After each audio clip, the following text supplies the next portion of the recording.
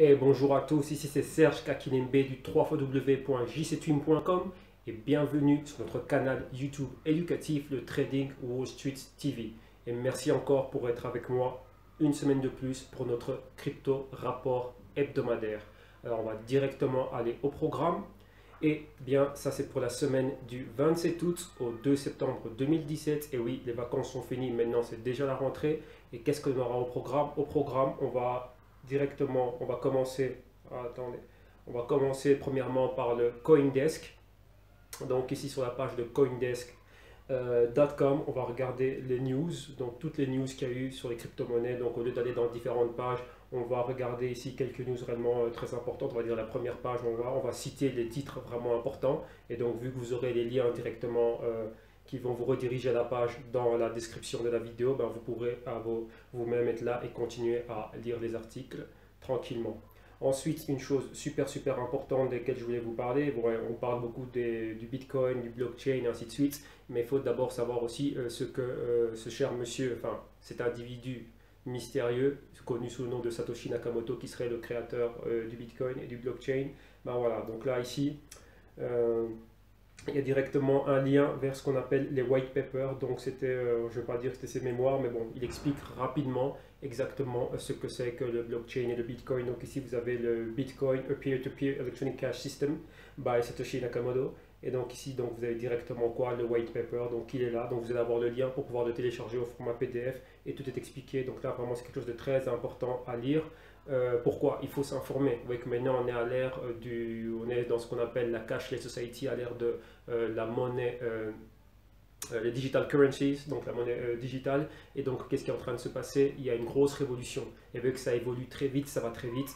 Et donc, voilà, au plus tôt on commence à s'informer, eh ben, mieux c'est. Parce qu'on va pouvoir se protéger, protéger nos familles, protéger notre patrimoine et savoir exactement ce que l'on est en train de faire. Donc, c'est très important de pouvoir avoir tout ça, toutes ces informations et de lire. Peu importe votre niveau, tout le monde doit y être. Regardez, aujourd'hui, là, vous êtes là, vous me regardez, voilà, là, je suis ici. Pour pouvoir maintenir tout ça, il me faut de l'argent, il faut quelque chose. Donc cet argent-là, on nous le change. Avant, on avait, bon là je suis ici en Espagne, on avait les pesetas. Vous qui me regardez, la majorité est en France, vous aviez le franc français. D'autres ont toujours le franc suisse, donc il y avait le franc belge, le florin, le Deutschmark, tout ce que vous voulez. Mais du jour au lendemain, vous voyez, on est arrivé avec ce qu'on appelle la monnaie unique. On en parlait déjà, et puis directement, boum, on est arrivé dedans. Même si vous vous rappelez bien, pour nous qui sommes en Europe, bien sûr, juste avant, on parlait de l'écu, on parlait de la monnaie qui allait s'appeler un écu d'or, je ne sais plus quoi là. Et vous voyez que ça n'a pas été, donc il y avait divers trucs, mais à la fin, quoi, ben, le choix s'est porté vers l'euro et la monnaie unique, et voilà, on est dedans. Donc là maintenant, vous voyez qu'on est en train de parler des cryptos. Ben, les cryptos, elles sont là, mais il y aura des cryptos qui vont rester là, fortement, qui vont être là. Et ce sont ces cryptos-là desquels moi je suis en train de vous parler, et plus tard, on en verra encore un peu plus. Donc voilà, donc ici vous avez aussi les white papers, le white paper plutôt de monsieur Satoshi Nakamoto. Donc ça, vous allez la voir, ne vous inquiétez pas, tous les liens seront ici en bas. Alors après, on va continuer. Et juste pour répondre rapidement à des questions, parce qu'une personne m'a posé une question cette semaine qui s'intéressait aussi au trading, tout ça, CFDs et tous ces trucs-là. Et voilà, il voulait savoir exactement qu'est-ce que moi j'étais en train d'utiliser et comment dirais-je, qu'est-ce que j'utilisais pour la spéculation, pour le trading. Parce que oui, moi je ne vais pas dans les exchanges. Dans les exchanges, c'est que vous pouvez faire du trading, mais exclusivement sur les crypto-monnaies. Moi j'aime avoir un portefeuille où je peux avoir de la diversification et de la corrélation négative et positive avec différents actifs. Donc moi j'utilise les brokers CFDs, pourquoi? Pour pouvoir profiter de ce qu'on appelle l'effet de levier. Donc entre parenthèses, pour faire court, c'est juste un crédit. Donc un exemple comme j'ai donné la semaine passée, au lieu de déposer les 4000 et quelques dollars que vaut le Bitcoin, ben moi je dépose un dixième, un cinquième, un vingtième, ça dépend de ce dont on me donne accès. Et donc avec ça, ben, je peux faire pas mal d'opérations et aussi ben, me permettre, comment dirais-je, d'utiliser l'argent restant, ce que j'ai donc ma marge restante pour pouvoir profiter d'autres opportunités. Vous voyez que voilà, j'aime bien ça, c'est mon style d'opération parce que c'est ce que je comprends, c'est ce que je fais le mieux. Et donc voilà, ok, donc ça c'est pour la petite histoire. Et donc je voulais répondre à cette question-là et on m'a demandé exactement qu'est-ce que j'utilisais. Et j'avais dit il y avait trois brokers principalement que j'utilise, bon il y en a quatre, j'en utilise quatre. C'est vrai que je suis introducer broker pour 8safe UK Ltd, qui est une boîte londonienne mais qui est sous le nom commercial de Iron FX, ça c'est number one. Numéro 2, à titre personnel, j'ai bien à titre personnel et pour d'autres personnes qui gèrent leur propre portefeuille, il y a trois brokers moi qui me plaisent bien. C'est Trading 212 de Avus Capital, c'est markets.com et c'est plus 500. Voilà, ça c'est ces trois brokers-là. Pourquoi? Parce que cela ils me donnent accès à du bon effet de levier et il y a énormément, ils sont déjà tous avec les crypto-monnaies, donc ils en ont au moins 4. Donc Bitcoin, Litecoin et Ethereum, c'est les trois minimum. Vous allez avoir ces trois-là comment dirais-je, sur ces plateformes-là. Et donc, vous allez pouvoir avoir accès à l'effet de levier. Donc, vous voyez, c'est pareil. Vous allez pouvoir avoir ça directement dans votre plateforme. Mais bon, je ne recommande pas ça à tout le monde parce qu'il faut vraiment savoir comment opérer avec de la marge. Ça, c'est très, très, très important. Si vous ne comprenez pas ça, il ne faut pas rentrer dedans. OK?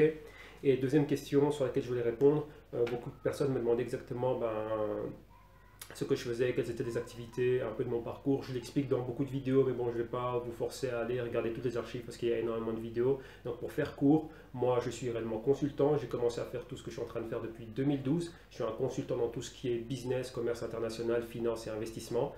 Et donc, comme je dis, voilà, donc un exemple, si je m'intéresse, si j'ai des clients qui viennent qui me parlent de pétrole, ils disent tiens, on aimerait investir dans le pétrole là et là, je dois pouvoir répondre à leurs questions et moi pouvoir les rediriger vers les institutions avec lesquelles je travaille. Je travaille principalement avec des institutions suisses, c'est-à-dire d'autres grosses boîtes de consulting, banques privées, banques d'investissement, enfin tout ça. Donc, vous voyez, ça c'est tout le truc. Pour revenir à mon exemple. Lorsque j'ai un client qui vient qui me parle de pétrole, si moi je ne sais pas ce que c'est que le pétrole, que je ne sais pas que c'est une matière première, que je ne sais pas que son prix est fixé en dollars américains et que je ne connais pas le prix du cours, que je ne sais pas faire la différence, on va dire, entre le Brent Oil, WTI, le nord-américain, le Western Texas Intermediate, comme on l'appelle, et le crude oil, WTI, Western Texas Intermediate et le Brent Oil, je suis un peu perdu. Donc là, comment est-ce que je peux faire mon taf et comment est-ce que je peux bosser? Donc, vous voyez, donc je dois vraiment connaître tout ça, savoir comment est-ce que son prix est fait, son historique, ses fondamentaux, c'est quoi l'OPEP, quel est le pays, par exemple, qui produit et qui exporte le plus de pétrole, quel est le pays qui a les meilleures réserves. Vous voyez, tout ça, il faut le savoir. Donc ça fait vraiment partie de mon travail et ça, c'est vraiment large. D'un autre côté aussi, s'il y a un investisseur qui vient, il a des investissements, il dit voilà, moi j'ai une part d'argent qui reste ici, je fais quoi avec cet argent-là? Moi, je dois être là, venir avec une stratégie, tiens, tu peux avoir ça, ça, ça, ça, ça. Donc, c'est là où interviennent tout ce que vous voyez sur la page internet, tout ce qu'on est en train de faire dans les métaux précieux, donc l'or et l'argent. On est aussi dans ça, comment dirais-je? Je suis un peu comme un broker, donc je permets de faire de l'achat et vente. Je dirais plutôt dealer, pourquoi? Parce que je vends plus que faire de l'achat et vente. Achat et vente, là je laisse aux institutions. Voilà, moi je donne des services d'acquisition de métaux précieux, d'investissement, donc or, argent, platine, palladium, rhodium et d'autres platinoïdes, vous voyez. Donc voilà, donc ça c'est un peu tout ça. Donc vous voyez comment est-ce que vous êtes en train de faire tout ça, vous devez savoir exactement le quoi. Mais avant c'était principalement basé et travaillé avec des grosses institutions, mais maintenant je me dis tiens, ma niche à moi maintenant c'est quoi? Ce serait, on va dire, monsieur tout le monde. C'est pas tout le monde qui a des millions et des centaines de mille et qui peut se permettre de s'offrir les services des banques privées, des wealth management et des asset management et tout ça. Non, tout le monde a un patrimoine et tout le monde peut faire quelque chose avec 1000, 2000, 3000 et plus haut. Voilà, on peut aussi avoir accès à ce genre de services et c'est ça le GC-Stream. Donc je donne vraiment tous les secteurs dans lesquels moi j'évolue et tout ce que j'ai vu au long on va dire, tout ce que j'ai accumulé comme expérience, et maintenant je viens l'offrir à tout le monde. Ok. Et aussi pour répondre à cette question-là, c'est pour ça aussi que j'ai développé ce qu'on appelle le jcstream.com et aussi bien sûr tout ce qui est le jcstream.com a été développé en 2014 et aussi le Trading Wall Street. Pourquoi? Parce que avec ça, c'est grâce à ça exactement que j'ai réuni donc tout ce qu'il fallait, donc toutes les questions essentielles en ce qui concerne les investissements et le monde de la finance pour en faire un module d'initiation facile à comprendre pour tout le monde avec tout. Et là, on va le mettre vraiment à un prix super accessible et que tout le monde puisse en profiter et que tout le monde sache ce qui est en train de se passer et pouvoir prendre les bonnes décisions avec leur patrimoine. Et surtout maintenant qu'il y a les cryptos, voilà, si vous ne savez pas comment on opère dans les marchés financiers et ainsi de suite, les cryptos c'est 100% ça. Et c'est de loin les actifs les plus volatiles, donc il y a énormément de risques avec. On peut gagner énormément, mais on peut perdre énormément quand on ne sait pas ce qu'on est en train de faire. Donc voilà, ça c'est pour conclure tout ça. Comme ça, vous savez ça. Et maintenant, on en revient à ce qu'on était en train de faire. Et aussi d'autres choses qu'on verra bien plus précisément, comment dirais-je, en capture écran. Et après, la suite, comme vous savez, on va s'intéresser directement aux fondamentaux, donc des cryptos, leur performance Forex, ça c'est pour le Bitcoin. Et après, on va terminer avec de l'analyse technique. Comme d'habitude, on va analyse technique et price action. Donc on va regarder le Bitcoin dollar, on va regarder l'Ethereum dollar, on va faire le Litecoin dollar et le Ripple dollar. Voilà, ça ce sont les 4 cryptos principales. Il y en a d'autres, mais ça ce sont celles que moi je suis personnellement. Donc voilà, je ne peux pas vous donner des informations sur des choses que je ne suis pas. Donc voilà, c'est tout à fait logique. Donc là, c'est ce que moi je suis de manière quotidienne. Et voilà, je connais le mieux. Donc voilà, donc là, je sais que je peux être, on va dire, mon avis, ma vision et comment dirais-je, ma perspective peut-être, enfin, vont être de grande utilité. Donc voilà, là c'est fait, on a le programme. Maintenant, qu'est-ce qu'on fait? On va directement à la capture écran et on va regarder tout ça. Et encore d'autres petites surprises que je vous ai réservées. Ok? Allez, ne bougez pas, on y va tout de suite. Ok, voilà, là on est de retour à la capture écran et là on va commencer directement avec les news et on va sur coindesk.com comme vous pouvez voir ici. Là c'est la page coindesk.com et on va regarder un peu qu'est-ce qu'il y a. Et là maintenant, vous voyez, bon, on parle un peu de quoi? On parle de ici, là, risk or rewards, what it takes for an exchange to cash in on new currencies. Donc là, vous voyez, il y a pas mal de news avec tout ce qui est les exchanges. Donc vous voyez que voilà, lorsqu'on lance un nouvel exchange, comment est-ce que ces exchanges gagnent de l'argent? Bah, avec les commissions et souvent bah, les spreads qu'il y a. Donc c'est ça. Donc là, c'est, on va dire, bien plus pour eux. Ici, en gros, on a un gros titulaire, Blockchains for Biggest Assumption. Donc, vous voyez que le blockchain réellement bah, voilà, est en train de gagner en force et le blockchain bah, réellement en train de continuer à se développer.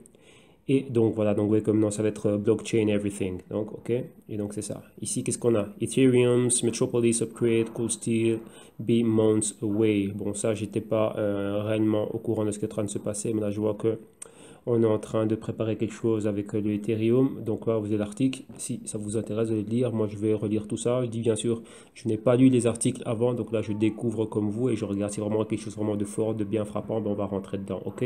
Suivant ici, on a China's new fundraising rules could lead to ICO investigations. Vous voyez qu'il y a des grosses activités de mining et beaucoup de ICO aussi qui ont lieu là-bas en Chine. Donc là, vous voyez que le gouvernement bah, voilà, va être derrière.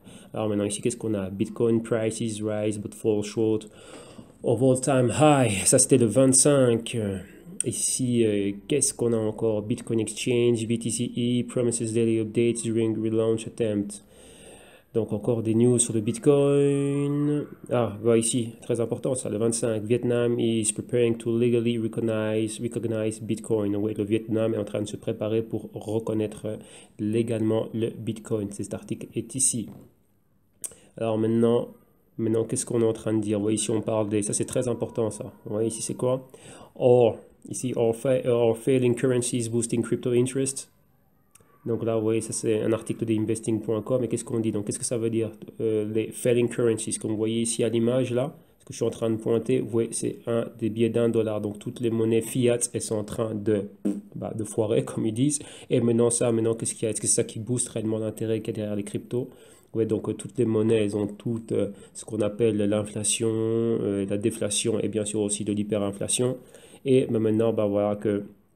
Il y a beaucoup d'investisseurs qui utilisent, on va dire, les investissements dans les cryptos ben, pour pouvoir prévenir toutes ces choses-là. Et beaucoup de gens aussi en Asie utilisent ça pour, comment dirais-je, pour sortir des capitaux de certains pays. Ouais, surtout, vous savez qu'il y a des grosses activités trading, enfin de trading de crypto en Corée du Sud, en Chine et au Japon. Et c'est pour tous les contrôles, surtout en Chine et en Corée du Sud, c'est pour tous les contrôles, on va dire, enfin, pour les allées et venues de capitaux. Donc oui, il n'y a pas une libre circulation des capitaux. Donc beaucoup de personnes utilisent les cryptos pour ça et aussi pour ce qu'on appelle l'arbitrage. Et donc ça, c'est ce qui fait qu'il y a énormément de volume et énormément de choses qui sont en train de se passer. Et comme vous le savez tous, ben, le Bitcoin était arrivé à, comme on voit ici dans le prochain article, Bitcoin prices bounce back above $4,400. Donc vous voyez que le prix du Bitcoin, c'était encore le 25. Comme ils disent ici, Bitcoin prices have once more climbed past 4,400 following days of generally sideways movements below 4,200. Donc vous voyez que le Bitcoin est de nouveau repassé au-dessus, a passé la barre des $4,400 après plusieurs jours de sideways, donc c'est-à-dire de trading en range horizontale, donc mouvements latéraux, et en dessous des $4,200. Et donc voilà, donc maintenant c'est ça, donc on a marqué un nouveau haut. Et là tout à l'heure on ira voir exactement ce qui est en train de se passer là-dedans. Donc on va continuer à regarder. Vous voyez ici Ben Bernanke, c'est qui ça? Bernanke to headline Ripple Cyberscale Conference. Ah bah tiens, ici quelque chose qui nous parle de Ripple. Ici on a quoi? Russian Deputy Prime Minister says he supports a state-backed cryptocurrency. Ah, très important ça. Très très très très très important. Comme vous pouvez le voir ici.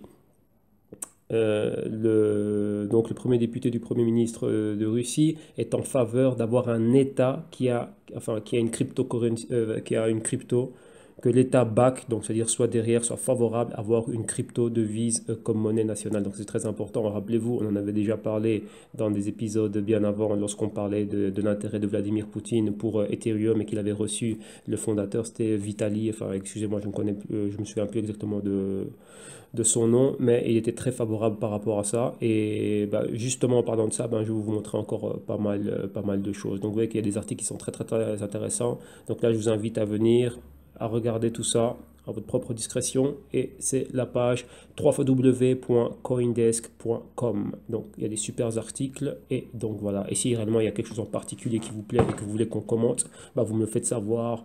Vous me laissez un message et là, on va plus s'attarder dessus. Vous voyez, parce que là, j'ai quand même envie de pas trop vous prendre de temps. Et donc voilà. Ok, là maintenant on continue. On va aller à... Attendez, on va effacer ça, comme ça j'ai moins de fenêtres qui sont ouvertes. Et ici, rappelez-vous que je vous disais que j'allais vous passer quoi exactement? Le white paper de Satoshi Nakamoto, il est ici, ouais, PDF, Bitcoin, a peer-to-peer electronic cash system, bitcoin.org. Et là, en cliquant dessus, c'est là qu'on peut télécharger le white paper de monsieur Satoshi Nakamoto, qui est ici. Et là, on va ajouter un œil. Et donc, vous voyez ici, vous l'avez là, Bitcoin et peer-to-peer Electronic Cash System, ok, by Satoshi Nakamoto, ok, et là donc vous voyez ici le résumé, là dans la partie abstract, qu'est-ce que vous avez? L'introduction, ouais, le white paper n'est pas trop long, hein, donc voilà, c'est bon, il explique un peu la formule des transactions. Vous voyez ici, vous avez exactement là tout ça, là, ici, ce que je suis en train de marquer, c'est exactement comment les transactions sont en train de se faire, le timestamp server, il explique exactement comment les blocs sont créés, ainsi de suite et tout ça. Vous voyez le proof of work, donc la preuve de travail et l'authentification, le network, donc le réseau. Et après, il y a les incentives, reclaiming disk space. Ensuite, on continue. Il y a le simplified payment verification, donc la vérification des paiements. 9, c'est combining and splitting value. Donc, exactement ce qui est en train de se passer par rapport à la valeur. Et puis après, ici, la privacité, donc privacy. Calculations, comment le tout est calculé avec les formules, les probabilités et tout ce qui va avec. Page numéro 6. Qu'est-ce que l'on a encore? Donc là, c'est encore les formules. Vous voyez encore toutes les formules qu'il y a, donc les codes qu'il a employés. Après, vous voyez ici, c'est quoi? Et 12, la conclusion. Voilà, ça c'est le white paper et les références utilisées et tout ça. Donc voilà, donc là, vous allez avoir le lien directement au white paper. Voilà, comme ça, vous l'avez vu et il est là. Donc c'est très important d'être là, de pouvoir le lire, de savoir. Il faut être informé. Donc oui, le but aussi de ce canal, c'est d'être là et de continuer à informer le public et qu'on soit tous là. Et voilà, maintenant on en arrive à quelque chose que je voulais vous parler. Je ne l'ai pas cité dans la description, mais là voilà, je le dis ici en début de programme, lors de la présentation face à face. Et là maintenant, la chose qu'il y a, c'est quoi que je voulais vous parler? J'ai fait la connaissance cette semaine-ci, j'ai découvert réellement, vu que je suis toujours en train de rechercher, de savoir ce qu'il y a. J'ai recherché et je suis tombé sur cette compagnie ITM Trading qui est dans les métaux précieux. Ouais, c'est quelque chose que moi je fais aussi, donc je cherche toujours à avoir des nouveaux partenaires un peu partout. Donc je regardais un peu ces personnes et il y a une personne qui m'a qui m'a vraiment impacté, mais d'une manière très forte, c'est cette dame ici. Elle s'appelle Lynette Zeng et c'est la Chief Analyst à ITM Trading.com. Et cette femme, donc Lynette Zeng ici, c'était un stockbroker, donc elle était courtier à Wall Street. Elle a travaillé dans la banque d'investissement. Elle était trader, donc elle connaît vraiment le monde financier par cœur. Donc Wall Street depuis les années 70, si je ne me trompe pas, d'après ce qu'elle disait. Donc là, si je me trompe, regardez-le, mais oui, je crois qu'elle a une longue carrière là-haut et plus de 3 décennies quand même qu'elle a passé dans les marchés financiers. Et là maintenant, elle travaille là-bas. C'est un broker-dealer en métaux précieux, or et argent principalement. Et donc, c'est elle qui fait toute leur analyse, voilà, market investment, analyse et tous ces trucs-là. Donc, c'est très, très important de savoir ce qu'il y a. Oui, comme ce que j'étais en train de vous dire en début d'émission, lorsque vous êtes, on va dire, dans ce monde-là et que vous avez des investisseurs qui sont là, avant moi, quand quelqu'un vient me parler d'or, ben, je dois savoir lui dire exactement qu'est-ce qui se passe dans l'or, quels sont les fondamentaux et qu'est-ce qui se passe techniquement. Et bon, bref. Donc là, vous voyez qu'ils ont des archives dans leur page, vous voyez de tout, ce dont elle est en train de parler. Et il y avait un séminaire que cette femme a fait et elle est en train de parler exactement du SDR. Pour ceux qui ne sauraient pas, c'est quoi le SDR? Le SDR, c'est Special Drawing Rights. Euh,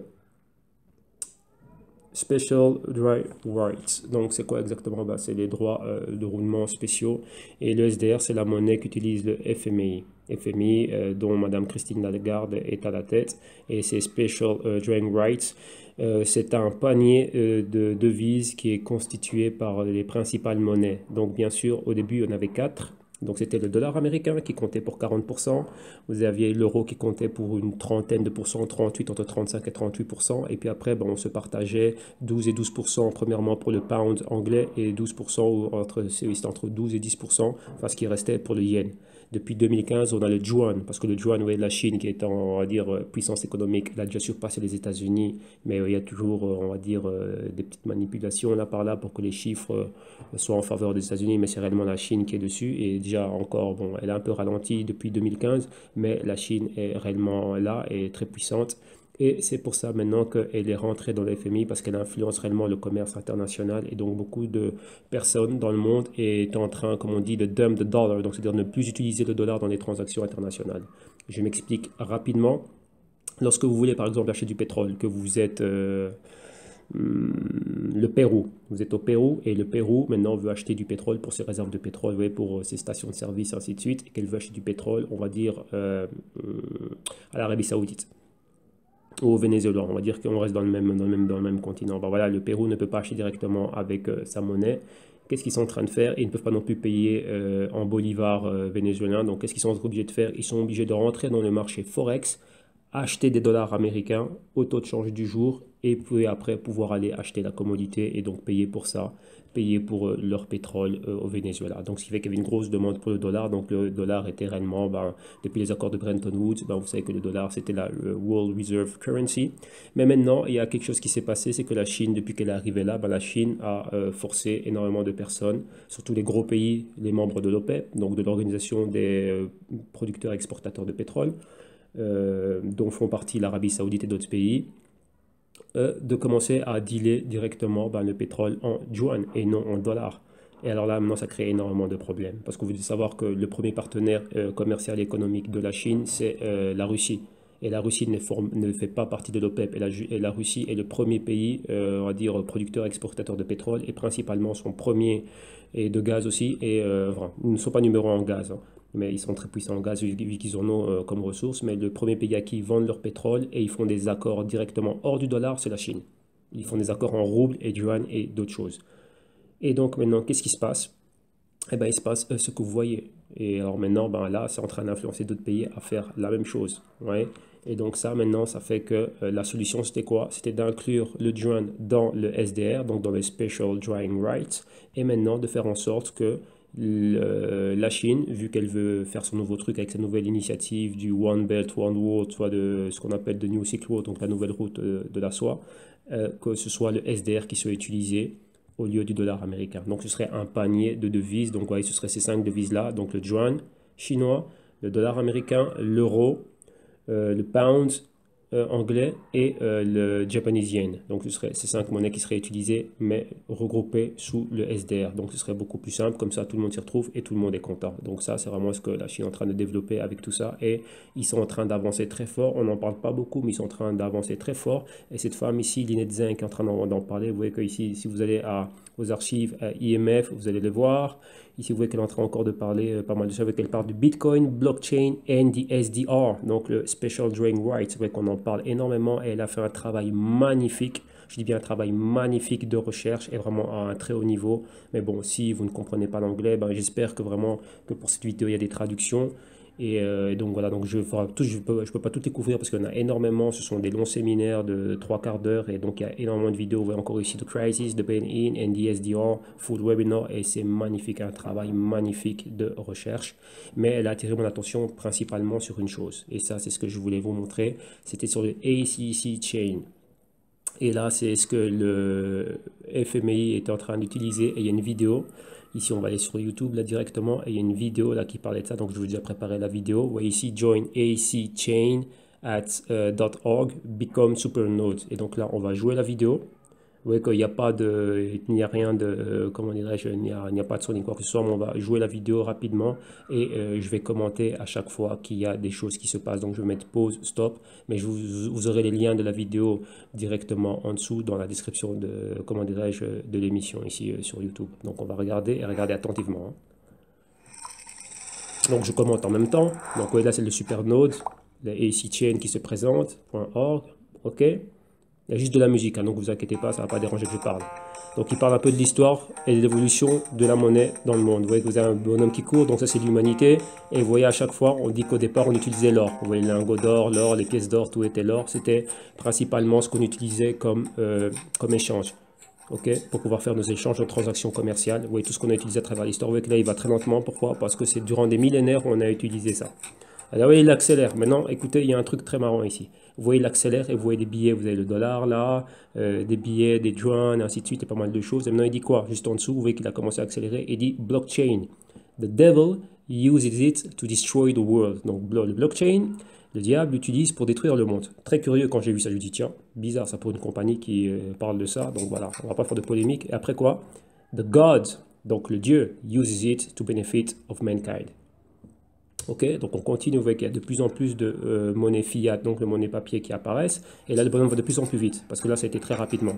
Et puis là on s'arrête quoi? Sur le billet de 100 $, avec toutes les monnaies qui sont là, un peu partout, pam pam pam.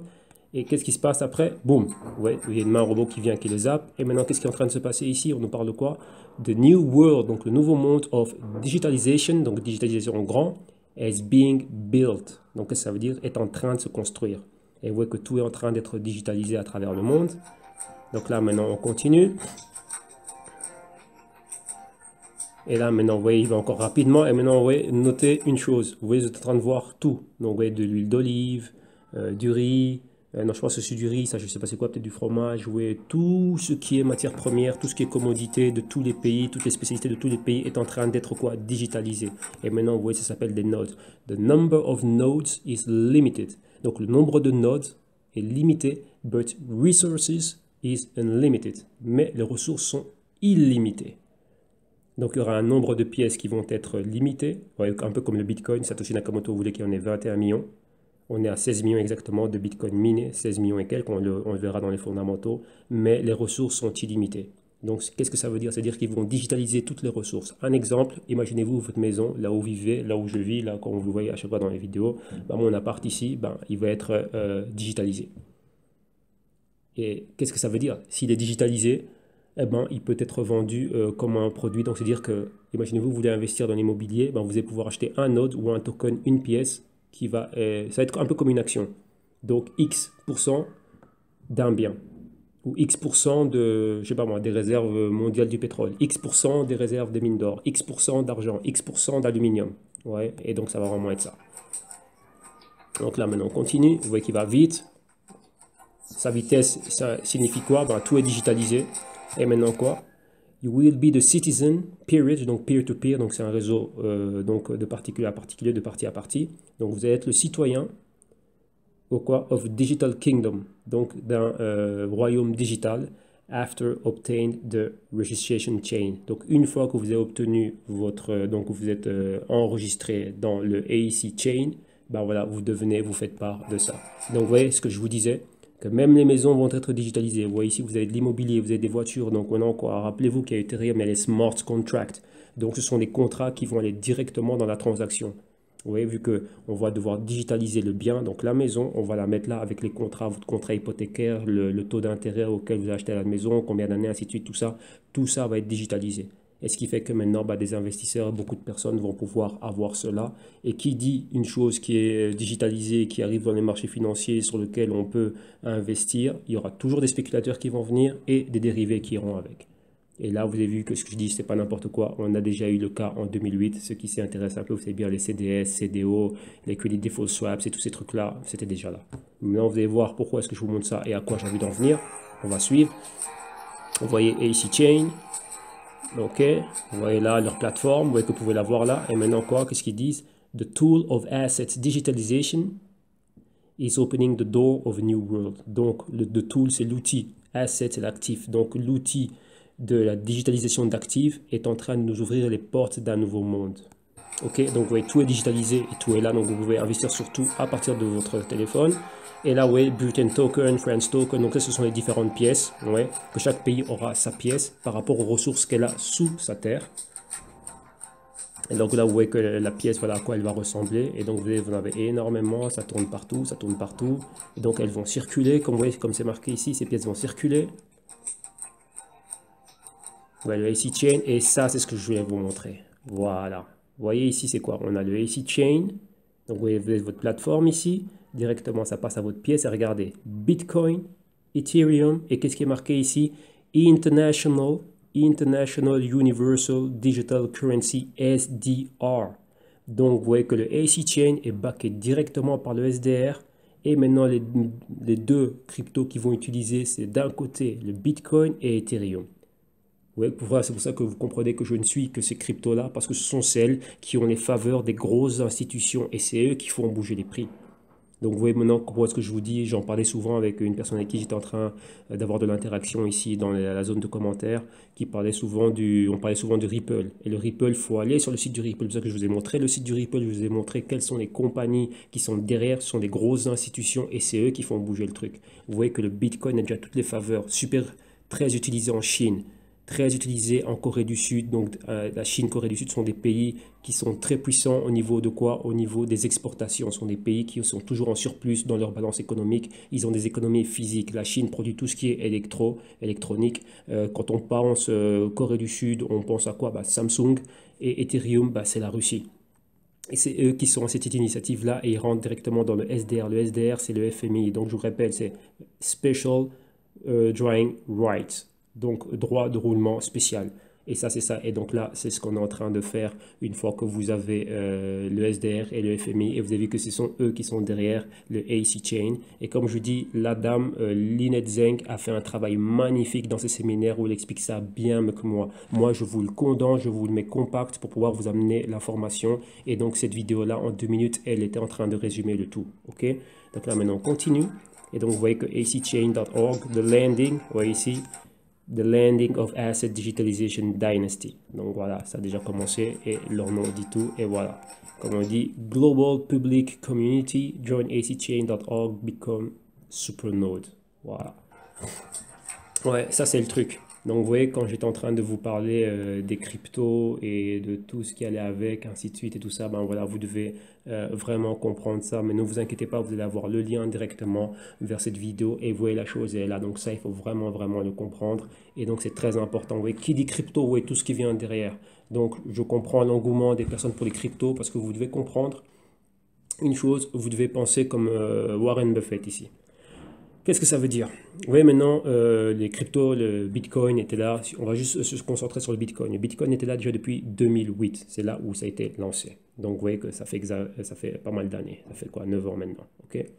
Maintenant, la chose est la suivante. Quand un actif est sous-évalué, il faut pouvoir analyser ses fondamentaux et voir sa projection dans le futur. Et c'est ce que fait un monsieur comme Warren Buffett. Donc lui, comme on dit, c'est un value investor. Donc il cherche la valeur. Il s'en fout de regarder le prix, il regarde la projection. Un exemple, il possède une compagnie qui s'appelle Procter & Gamble, qu'il a en portefeuille. Et cette compagnie-là, elle fait tout ce qu'on utilise au quotidien. C'est-à-dire papier hygiénique, serviette hygiénique, déodorant. Je crois que des compagnies comme Gillette et tout bazar sont dedans. Vous voyez, c'est tous des petits trucs qu'on utilise au quotidien, mais dont, comment dirais-je, les personnes ne peuvent pas se passer. Donc ce sont des biens de consommation, ce qu'on appelle les consumer staples, et tous ces trucs-là, donc tout ce qu'on va trouver au supermarché, ce qu'on va acheter tous les jours, mais vraiment des trucs d'utilité. Donc poudre à lessiver, je sais pas moi, crème pour soin corporel, ouais, tout ce type de produits là pour les femmes, soins de beauté et tout ça, shampoing, déo, gel, ouais, tous ces trucs-là, dentifrice. Et lui, il investit dessus parce qu'il sait que quoi, on en aura toujours besoin. Donc, ce qui fait que lui, à long terme, vu que ce sont des compagnies aussi qui donnent des dividendes, eh ben, il va toujours avoir quelque chose. Et ce sont des compagnies qui sont stables. Il n'y a pas de volatilité. Vous comprenez? Donc maintenant, qu'est-ce que je voulais vous dire par rapport à ça? Maintenant, on en revient en crypto-monnaie. Une fois que vous avez vu un truc comme Bitcoin qui était à 10 cents, ou je ne sais pas combien, à un moment donné, c'est monté à 100, maintenant c'est monté à 4800, c'est déjà devenu, je ne vais pas dire que c'est trop tard, vous pouvez aller. C'est pour ça que moi, je reste dedans, dans la spéculation avec des dérivés. Donc les CFDs, pourquoi? Parce que c'est cher, oui, ça coûte cher, mais moi je peux toujours continuer à avoir des bitcoins, mais en ne déboursant pas la somme totale de bitcoin. Et je peux profiter de la hausse. Et le gros avantage aussi, c'est que je peux vendre le bitcoin à découvert et de la baisse. Donc que le bitcoin monte ou descende, ça m'est égal. Moi je suis là, je profite de ça. Ça, c'est l'avantage. Mais ça, il faut être éduqué, avoir une bonne éducation financière et de l'intelligence financière et savoir ce qu'on fait sur le marché financier. Surtout avec dérivés. Donc ça, c'est très, très, très risqué. Donc vous avez vu les rapports de l'AMF, j'ai fait des vidéos là-dessus. Vous les avez dans mes archives, dans le canal YouTube où je parle de ça et je montre ce que la France et la Belgique avaient fait sous l'arrêté royal du roi il y a un an exactement. C'était l'année passée, l'été passé. Et je passe ça en revue et je montre les paragraphes par rapport à ce qu'il est en train de dire et donc les dangers. Enfin, pour un public non averti, non instruit, non initié, bah, c'est très dur pour eux. Ok? Mais maintenant, en revenant à ce que j'étais en train de dire, c'est que la base, elle est là. C'est que vous devez trouver des actifs qui sont sous-évalués aujourd'hui, mais qui ont un gros potentiel. Et le gros potentiel, moi, je le vois dans Ripple, qui peut probablement être le prochain Bitcoin. Quand je dis prochain Bitcoin, c'est avoir une montée phénoménale. Maintenant, c'est à moins de 50 cents. Oui, c'est monté rapidement. On verra ça en analyse technique, mais ça s'est rabaissé fortement. Mais la compagnie est là, oui, il y a des grosses institutions derrière elle. Et donc ça, c'est le moment de venir et d'accumuler et d'être dedans. Bien sûr aussi, je ne force personne à acheter. Ça, ce sont mes opinions. Vous voyez que voilà, nous, moi et l'équipe qui est avec moi, on fait énormément de recherches là-dessus. Nous, c'est notre travail. Pourquoi? Ben, lorsqu'il y a des investisseurs qui viennent, on doit pouvoir leur donner un travail. Donc là, tout ça est décrit dans notre page web. Vous voyez exactement ce qu'on est en train de faire. Et donc c'est ça, nous, on cherche les trucs sous-évalués qui ont un gros potentiel. Mais ça, c'est sur base de fondamentaux. C'est dur, c'est difficile de voir les fondamentaux des cryptos vu qu'il n'y en a pas. C'est backé par quoi? Ben, par rien. On n'a pas encore assez d'historique, mais c'est de voir exactement, comme je dis, toutes les cryptos sont en train d'essayer de séduire les grosses institutions pour dire non, non, non, c'est moi, c'est moi, c'est moi. Ah, non, non, non, c'est moi, c'est moi, c'est moi. Et vous voyez bien que le AC Chain et le FMI ont déjà ça dans le SDR et ils ont déjà pris quoi? Bitcoin et Ethereum. Parce que la Russie, ayant la Chine dans le SDR, c'est comme si la Russie était déjà. Ouais. Parce qu'eux aussi, ils deal directement en yuan et en rouble. Et ils ont Ethereum. Donc vous voyez que le SDR avec le AC Chain, ils ont déjà choisi Bitcoin et Ethereum. Donc ça, c'est déjà fort. Donc vous voyez que ces monnaies-là, quand elles étaient sous-évaluées, c'était le moment de rentrer dedans. Maintenant, voilà. Elles sont déjà utilisées. Je crois que leur prix va se stabiliser. Ça peut encore monter, ça peut encore aller plus haut. Voilà. Mais c'est pour ça que je dis que voilà, moi, je m'en fais pas, comment dirais-je, de la révolution. Tant qu'elles iront, peu importe la direction, je serai dedans. Mais maintenant, au niveau d'investissement, d'avoir le nouveau, le prochain Bitcoin, le prochain Ethereum, là, il faut rechercher la valeur de l'actif et le reprendre et rentrer dedans lorsqu'il est sous-évalué. Et vous voyez que, comme je dis, Bitcoin était là en 2008, mais c'est réellement en 2016, fin 2016, que cet actif a été super connu, aux alentours du Brexit et quand il y a eu l'élection présidentielle aux États-Unis, c'est là que ces cryptos ont été super connus. Après, avec tout ce qu'il y avait, les hacks et ainsi de suite, et des hackers qui demandaient à être payés en Bitcoin, c'est là où vraiment dire la masse, la grande partie de la population en a réellement entendu parler et là le prix était déjà très haut. C'était en dessous de 1000 et vous voyez qu'en très peu de temps, en moins de 6 mois, c'est passé de 700 dollars et ainsi de suite à boum, à ce qu'on a vu. Et donc rappelez-vous, j'avais décrit l'opération que nous avons faite, on a fait 300% de 700 dollars à 2800 dollars et certains de nos clients ont été jusqu'à 3000 et nous-mêmes dans le groupe on a été jusqu'entre 2800 et 3000, donc de 700, 7, 14, 21, 28, ça fait déjà 300% déjà net et plus encore. Ok? Donc tout ça, vous avez ça en archive dans les vidéos passées, donc je vous invite à pouvoir les regarder. Mais maintenant, pour faire court et résumer, vous devez chercher des assets qui sont, enfin des assets, des actifs qui sont sous-évalués, mais qui ont un gros potentiel. Et là, ben voilà, il faut comprendre tout ça et connaître tout ça. Ok? Donc là, maintenant, on continue et maintenant, on va à la partie qui nous intéresse. On va faire les fondamentaux et puis on va terminer par l'analyse technique. OK? Donc là, maintenant, on va faire les fondamentaux, comme vous savez bien, du top 10. Et on a ici, on est sur World Coin Index. Et là, maintenant, on commence. On a number one ici, vous voyez là, Bitcoin. Bitcoin, qu'est-ce qu'il y a ici avec le Bitcoin? Ben, Bitcoin, comme vous le voyez là, Bit ici, le dernier prix, c'était 4294, baisse de moins 1,50%. Vous avez ici les hauts et les bas. Le graphique à 7 jours avec sa tendance était haussière durant une semaine. Le volume 646 millions. Coins 16,5. On était à 16,49. Maintenant on est à 16,52 millions. Donc une histoire de 3 millions de coins qui sont arrivés là, si je ne me trompe pas. Et la market cap, la capitalisation de marché est à 70 milliards. Vous voyez qu'à un moment donné, on avait atteint les 75 milliards. Et rappelez-vous que je vous disais que Netflix a une capitalisation de marché de 72 milliards. Et donc, vous voyez, Bitcoin a été au-dessus. Maintenant, elle est là aux 70 milliards, presque à 71 milliards. OK. Number two, on a Ethereum, ETH, donc à 331 $, plus de 0,27% aujourd'hui. Les hauts, les bas, tendance est montée, baissée, et là elle remonte vers les hauts. Volume, bon, 403 millions. Les coins, on a 94 millions. Capitalisation de marché, 31 milliards. Monero, qui vient en troisième position, XMR. Ici, vous en avez le prix, le pourcentage de change dans les dernières 24 heures, les hauts, les bas, tendance haussière, 227 millions de volume quotidien dans les dernières 24 heures, près de 15 millions de coins, market cap de 2 milliards. Numéro 4, Dash, DASH, 369 $, plus 17% lors de la dernière session. Les hauts ici, là vous avez les bas, tendance à la hausse durant les derniers 7 jours. Volume 156 millions, des coins 7,5 millions et market cap 2,7 milliards. 5, Ripple, voilà de qui j'étais en train de vous parler. Ouais.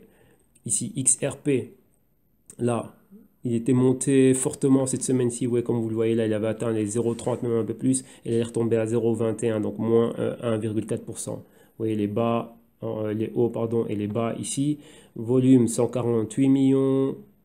Coins, on en a 38 milliards. Et exactement quoi, le market cap 2,6 milliards. Bitcoin Cash a vraiment perdu pas mal, mais continue à monter. Il avait atteint les 700 $, ici, comme vous pouvez, enfin, avait atteint les 700 $, comme vous voyez là, et là, il est en train de descendre fortement. Maintenant, on est à 621 $, moins 2%, les hauts, les bas.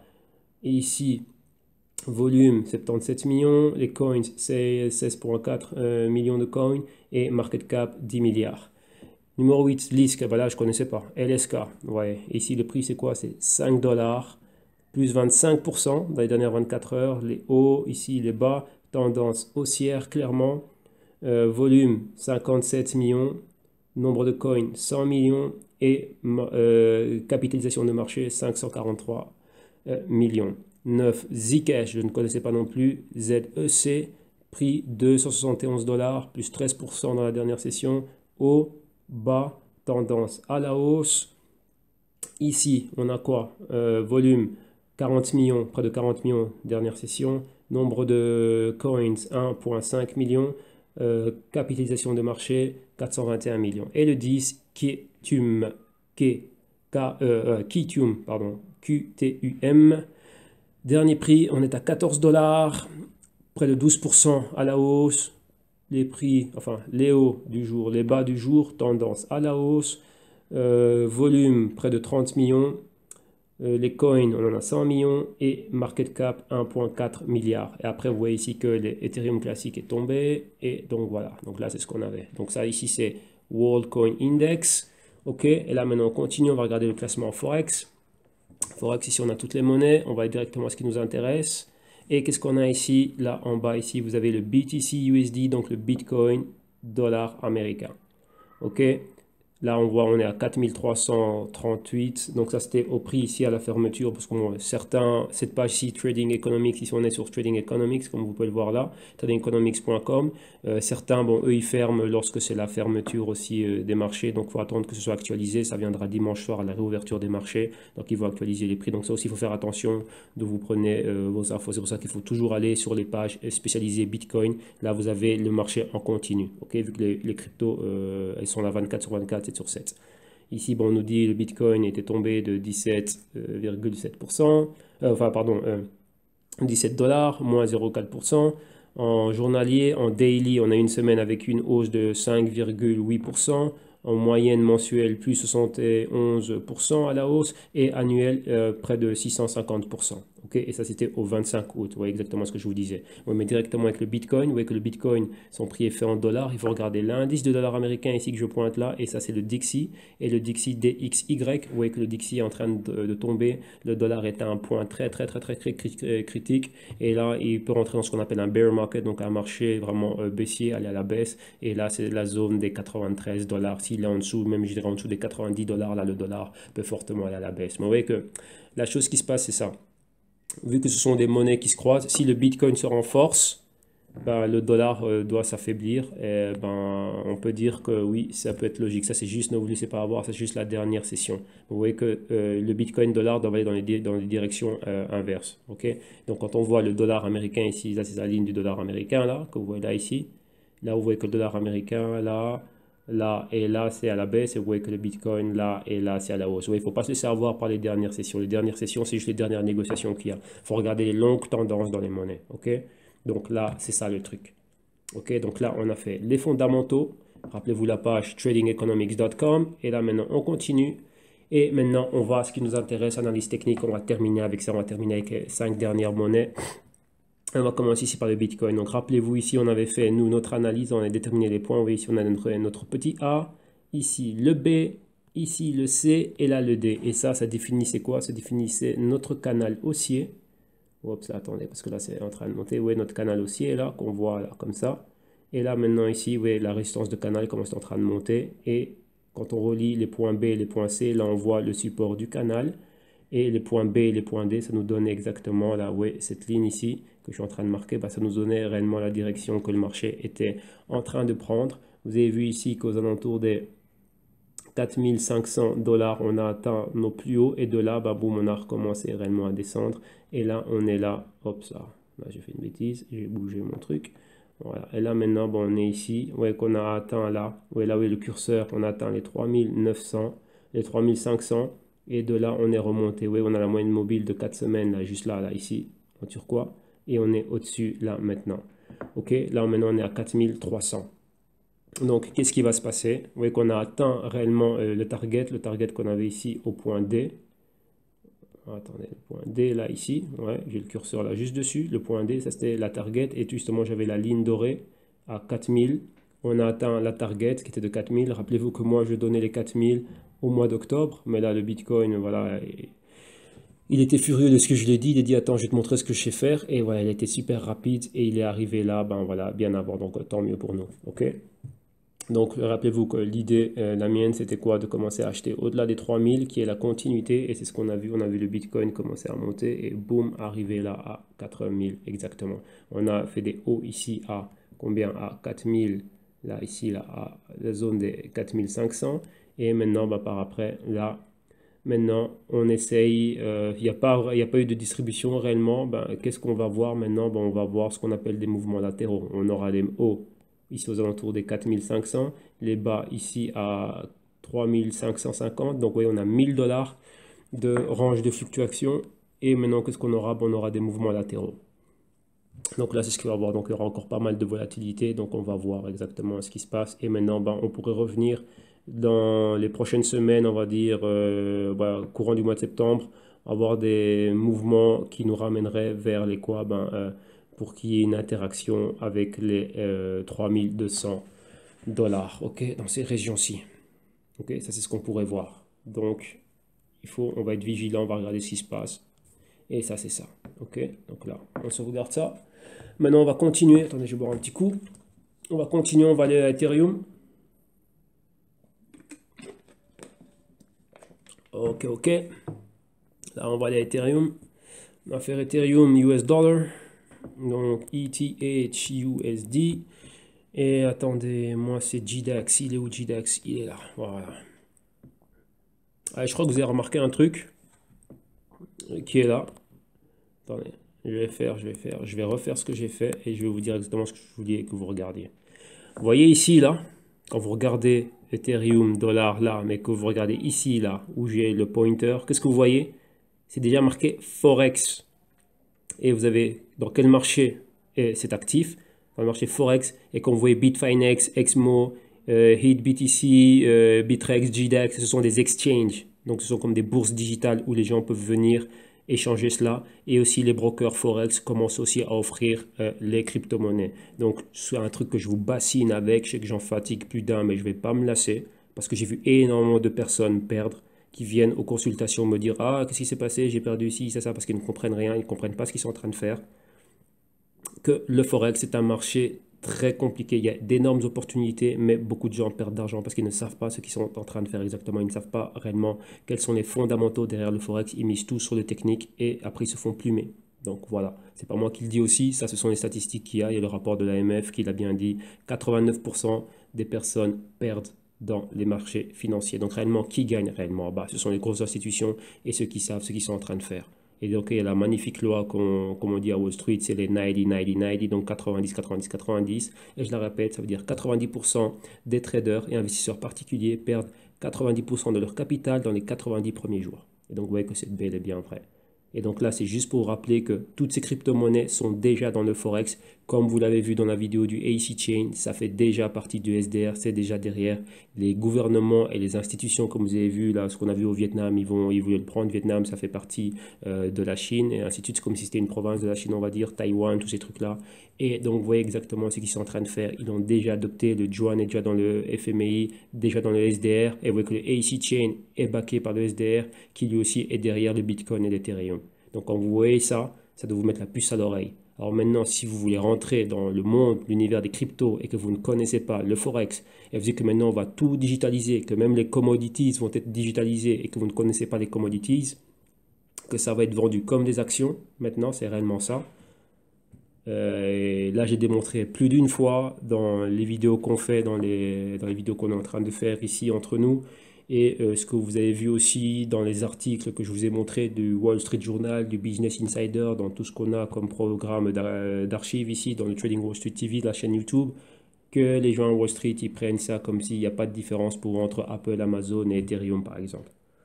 Donc, si vous voulez vraiment être dedans, aller de l'avant, comprendre ce qui est en train de se passer et pouvoir profiter comme eux en profitent et faire des gains comme moi ils en font des gains, vous devez avoir de l'éducation financière. Et je le répéterai chaque semaine. Parce que c'est la clé. OK? Donc là, on continue. Donc ici, ETH, USD, GDAX. On est en graphique hebdo. Qu'est-ce que l'on a ici? Vous voyez exactement, on est ici dans cette zone-là. La zone qu'on avait, c'est pas encore ma target. Vous voyez, moi, ma target, elle est ici, là plus haut. Ma target à moi, c'est là où vous avez le pointer. Là, ma target à moi, c'est les 400 $ et on n'y est pas encore. Même plus les 400 $. Et réellement après les 420 $. Mais pour le moment, on est là. Ok, on a une semaine haussière. Vous voyez qu'on est en train de monter de manière boum, très très très calme. Et donc là, après, on va pouvoir réellement, j'attends réellement qu'il y ait une continuité et que ce mouvement-là, ici, vous voyez que ça continue réellement à aller bien plus haut. Vous voyez là, la flèche verte, là, voilà, je veux vraiment que ça arrive dans les 400 et l'Ethereum va y aller tranquillement. Vous voyez que depuis, ici, on a eu cette phase-là, vous voyez, les bougies qui sont en train de pointer, ça c'était la phase de distribution. Après les hauts, ici, dans les 400 et 420 $, on a commencé quoi? Qu'est-ce qui s'est passé? Ça s'appelle profit taking, donc distribution de bénéfices. Quand on vend, on prend ses bénéfices, on liquide sa position. Vous voyez qu'il y a des personnes qui ont liquidé en gros comme ça à vue d'œil. Ceux qui adorent le Fibonacci, c'est quoi? Ben, 1,50%. Si on prend les bas, l'initiation du mouvement au haut, ici, là où en région de ce gap ici, là où on va dire la prise de bénéfice s'est arrêtée, c'est exactement là. Donc on va dire des personnes qui ont peut-être liquidé 50% de leur position et ça permet aussi à des nouveaux investisseurs de rentrer dedans. Vous voyez cette période ici de mouvements latéraux, c'est ce qu'on appelle la période d'accumulation, et maintenant l'accumulation, une fois qu'elle est terminée, ben, on remonte plus haut. Premier target logique, c'est quoi? Excusez-moi, c'est arriver aux 400 $. Donc voilà, là on y est, on va dire qu'on va pouvoir y arriver quand? La semaine prochaine. Vous voyez ici, j'avais déjà une probabilité d'ordre qui était à 342, 350 dollars à acheter et aller vers les 400 dollars. Déjà, sécuriser déjà des bénéfices à 375 pour aller vers les 400 dollars et on y est et on avance tranquillement vers cela. Ok?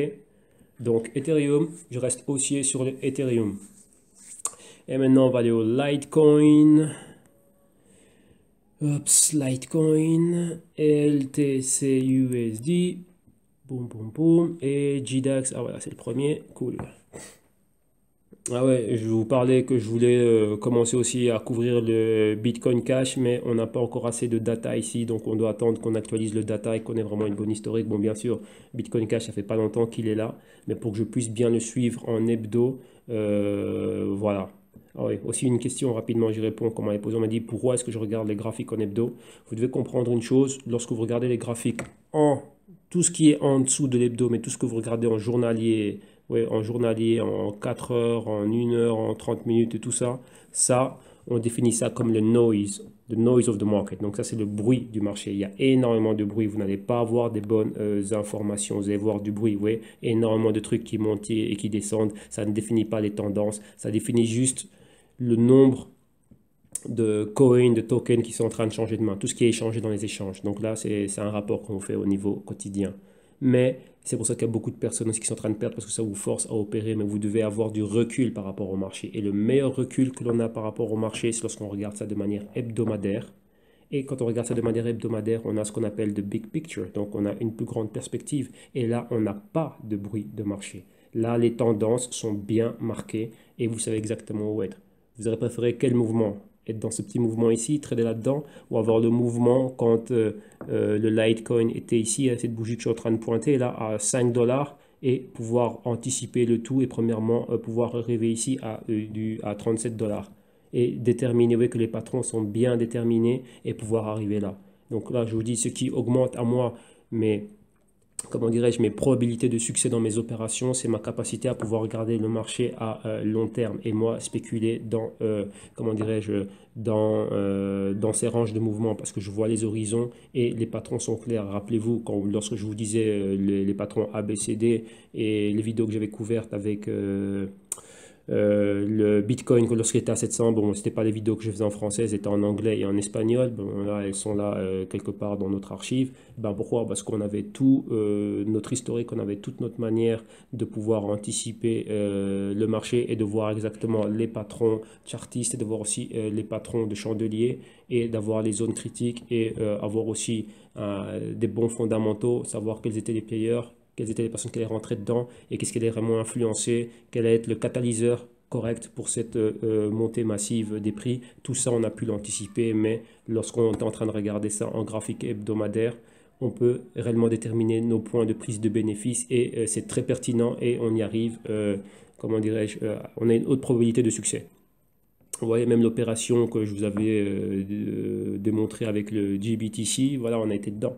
Bah, ça, c'est ce que ça nous permet de faire lorsqu'on regarde le marché comme ça. Oui.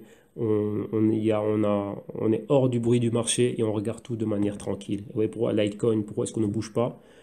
Bon, Litecoin ne bouge pas spécialement parce que Litecoin est prise aux pièces dans un range et son range est ici. Vous voyez cette zone-là circulaire, où vous avez cette ligne ici rouge exactement à 37 dollars.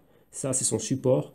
Et ça ici, cette zone-là ici, exactement aux 57 dollars, c'est sa résistance. Et comme vous remarquez, je suis en train de vous pointer cette bougie ici. Ouais, cette bougie verte.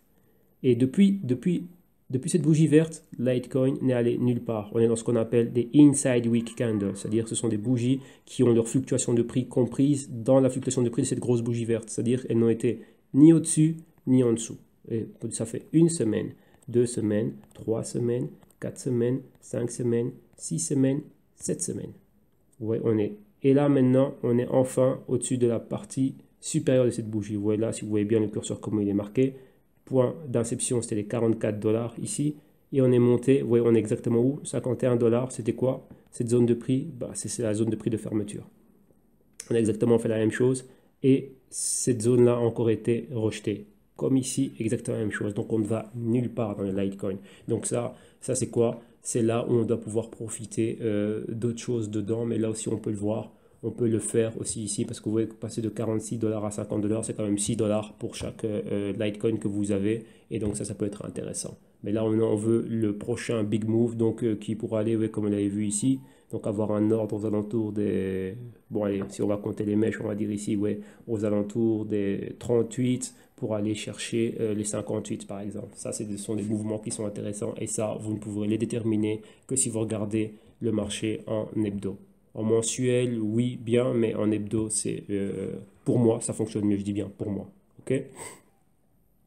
Donc Litecoin, mouvements latéraux, mais si on a une continuité, maintenant on peut avoir une continuité ou un rejet. Pourquoi? Parce que c'est en train de nous montrer ce qu'on appelle un tweezer. On a des mèches au même niveau, on a rejeté les mêmes niveaux. Et qu'est-ce qui s'est passé la dernière fois qu'on a rejeté ce niveau-là? Boum, on est reparti à la baisse. Donc oui, pour moi, Litecoin va rester ici, là, dans cette zone de prix que je suis en train de marquer.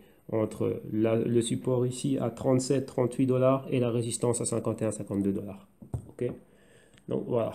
Là maintenant on continue. Et on va ici à quoi? Bon, on va terminer avec le Ripple XRP. Parce qu'il a eu pas mal de mouvements. Attendez, il faut que je retrouve moi mon GDAX. C'est XRP USD. Ah, non, ça c'est Bitrex. Moi je suis pas avec Bitrex. Bitfinex non plus. Bitstamp. Attends là. Comment ça, il n'y a pas de GDAX? Je l'avais là cette semaine et on va me dire qu'il a disparu. C'est le truc que j'aime pas avec cette plateforme. C'est pas possible ça. Ah, attendez. Non, on va faire autre chose. Parce que j'écris Ripple, on va mettre XRP USD. Oh là là. Excusez-moi. Ça c'est tablette. Oh, je mets 2 R maintenant. Je dois être fatigué, moi. Polynex. Ben non, apparemment, il n'y a rien qui apparaît ici. Bon, je pense que je suis en train de faire avec celui-là. Est-ce que j'ai mes... Ah bah voilà, c'est bien ça. J'étais avec Poloniex. Voilà. Et ici maintenant, qu'est-ce qu'on a? Qu'est-ce qui s'est passé? Vous voyez, vous ici, comme je l'avais pointé, vous voyez cette flèche verte là, que vous voyez là. Je m'attendais à ce qu'on voit une montée au-dessus, donc au-dessus des 21 cents. Est-ce que j'étais en train d'attendre comme opération au-dessus des 21 cents, que l'on aille chercher les prix plus hauts, les max qui étaient des 34 cents. Mais là, non. Pourquoi? Parce que vous voyez que j'avais tracé une ligne de tendance que vous avez là en vert, donc qui est ça. Les Ripple étaient dans une tendance baissière. Et donc, quand on est dans une tendance baissière, l'actif avait des, on va dire, fondamentalement, si je puis dire ça comme ça, fondamentalement, je dirais quoi? Qu'il y avait un bon catalyse, c'était quoi? C'était l'engouement pour son utilité de par les grandes institutions, comme on l'a démontré, on l'a vu quand on a dans les précédentes éditions, lorsqu'on a analysé le Ripple, la compagnie, on est parti voir un peu leur site internet, on a vu qui était derrière, donc il y a des grosses compagnies qui étaient là et qui utilisaient déjà les capacités des smart contracts et pas mal de trucs comme ça, un peu comme ce que fait l'Ethereum, mais ici ils ont essayé de le pousser beaucoup plus loin. Et donc, il faut aussi savoir qu'il y a beaucoup de Ripple en circulation. Donc rappelez-vous, si on regarde ça ici, on a combien de Ripple en circulation? On a exactement 38 milliards de coins. Donc vous voyez que ça fait beaucoup. Donc c'est-à-dire qu'il y a beaucoup d'offres. Lorsqu'il y a beaucoup d'offres, eh ben, d'office, le prix ne peut pas être super haut. Mais pouvoir rentrer à cette zone de prix, et imaginez-vous là que vous en achetez beaucoup à ce prix ici et que ça monte à 45 $, même à 8 $ ou 10 $, ben, c'est bien quand même. Hein. Pouvoir regarder, imaginez-vous, vous avez 1000 Ripple et que d'ici là, il arrive aux 1000 $, pardon, aux 1000 $ à 5 $ ou quelque chose comme ça, et ben voilà, vous gagnez 3-4 $ par le nombre de Ripple que vous avez. Donc vous faites les calculs vous-même. Donc ça, ça dépend de chacun. Ok? Mais revenons un peu au price action. Qu'est-ce qui s'est passé? Oui, ici, on a la moyenne de 13 semaines qui est en rouge, là, qui est en train d'arriver, vu qu'on n'a pas beaucoup de data. On n'a pas beaucoup de données, mais on voit qu'on est passé au-dessus, à ce niveau-ci, aux 21 cents. Et on a atteint quoi? On a atteint des hauts ici, exactement là, à combien? Comme vous voyez, le curseur le déplacer à 0,29, donc aux 30 cents de dollars. Et vous voyez que moi, c'était quoi? Le but pour moi, c'était de voir le Ripple remonter ici aux 34 cents. Mais ça n'a pas été le cas. Ça a été ici, on a été stoppé. Plus ou moins, on a été stoppé. Vous voyez, au même point, on a été stoppé. Ici, là, là et là. On a eu des longues mèches. Des mèches, c'est-à-dire des hésitations, c'est-à-dire des rejets de prix plus haut. Et là, on a eu exactement la même chose ici. Donc, on a rejeté ces prix-là, ici à cette zone-là de 30 cents. Et lorsqu'on a rejeté les 30 cents, ben, qu'est-ce qui s'est passé? Ben, boum, on a tous cédé au marché, plus de 50%. Donc ça veut dire que le Ripple peut continuer à être en bas. Donc ça, c'est quoi? Ça ne veut pas dire que c'est une mauvaise chose. Là, maintenant, quand vous voyez le prix qui est ici, vous voyez que le prix ne descend pas plus bas que les 15 cents. Donc, qu'est-ce qu'on doit comprendre par rapport à ça? Et qu'on sait que le Ripple a une grosse utilité. C'est quoi? C'est une zone d'accumulation. Il y a des grandes institutions qui sont en train d'accumuler et pour eux, ben voilà, c'est les prix max auxquels ils vont rentrer. Maintenant, vous devez noter quelque chose de très particulier qui est en train de prendre place ici. Et ça, c'est ce qu'on peut faire lorsqu'on comprend ce qu'on appelle être le price action. Ça, on voit en turquoise, c'est la moyenne mobile de 4 semaines. Et ça, c'est la moyenne mobile de 8 semaines. Pardon, excusez-moi. Qu'est-ce qu'on a? Ici, on voit que la moyenne mobile de 4 semaines est en train de pointer vers le haut. Ouais, elle est à 45 degrés. Mais elle pointe vers quoi? Vers la moyenne mobile de 8 semaines. C'est un peu comme la lecture du MACD. Ouais, du Moving Average Convergence Divergence. Qu'est-ce qui se passe? Le point de convergence serait plus ou moins ici à 18 cents. Donc, qu'est-ce que cela veut dire? On peut avoir un gros signal d'achat lorsque, là déjà on a déjà une clôture au-dessus de la moyenne de mobile de 4 et de 8 semaines, juste en dessous de la moyenne de 13 semaines. Mais lorsqu'on aura un point de convergence entre la moyenne mobile de 4 et de 8 semaines à ce niveau-ci, et que la moyenne mobile, la turquoise, celle de 4 semaines, que je suis en train de pointer là maintenant, va commencer à être au-dessus et évoluer au-dessus du niveau de la moyenne mobile de 8 semaines, et elle va aller en chasse de la moyenne mobile des 13 semaines aux alentours des 21 cents, là, ça nous indique une continuité dans l'achat. Ce qui veut dire que ici, le marché peut ouvrir en dessous de la moyenne mobile de 13 semaines aux alentours des 21 cents et de là, boum, monter. Ouais, donc là, ça peut être des moments intéressants pour être là et continuer à acheter. Et même si ça va plus bas, bah, ça va continuer à aller plus bas. Mais d'après tous les fondamentaux, est-ce qu'on voit Ripple, ce n'est pas une crypto-monnaie qui va disparaître, elle va être là longuement dans le game. Et donc, c'est ça la chose aussi. Ok?